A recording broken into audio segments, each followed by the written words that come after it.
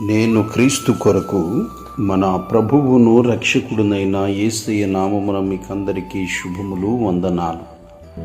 నిజమైన క్రైస్తవుని గొప్ప కోరిక దేవునికి దగ్గరగా ఉండటమే అంటూ మార్టిన్ లాయిడ్ జోన్స్ అనేటువంటి దైవజనుడు చెప్పిన మాట ఇది.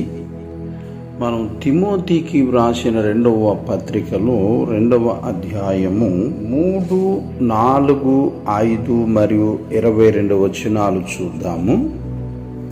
క్రీస్తు యేసు యొక్క మంచి సైనికుని వలె నాతో కూడా శ్రమను అనుభవించుము.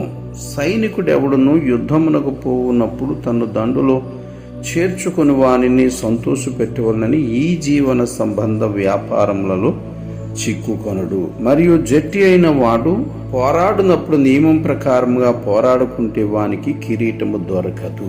22వ వచనము, నీవు యవనేచ్ఛల నుండి పారిపొమ్ము, పవిత్ర హృదయులై ప్రభువునకు ప్రార్థన చేయు వారితో కూడా నీతిని, విశ్వాసమును, ప్రేమను, సమాధానమును వెంటాడుము. అలాగే 2 తిమోతి 4వ అధ్యాయములో 6, 7 వచనాలు కూడా ధ్యానం చేద్దాము. నేనిప్పుడే ప్రాణార్పణముగా పోయబడుచున్నాను, నేను వెడలిపోవు కాలము సమీపమై ఉన్నది. మంచి పోరాటము పోరాడి తిని, నా పరుగు కడముట్టించి తిని, విశ్వాసము కాపాడుకుంటిని అని.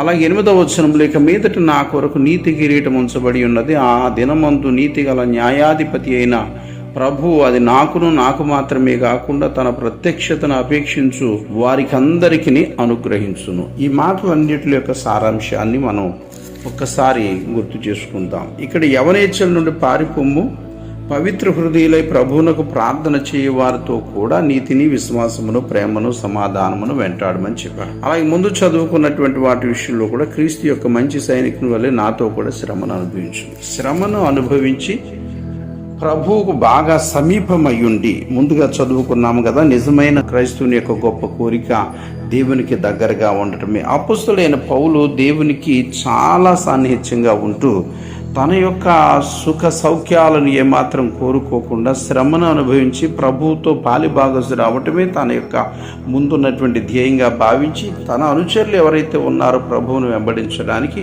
ఈ తిమోతి కానీ తీతు కానీ మరి అనేక మంది ఆ అనుచరులకు కూడా చెప్పేది ఇదే.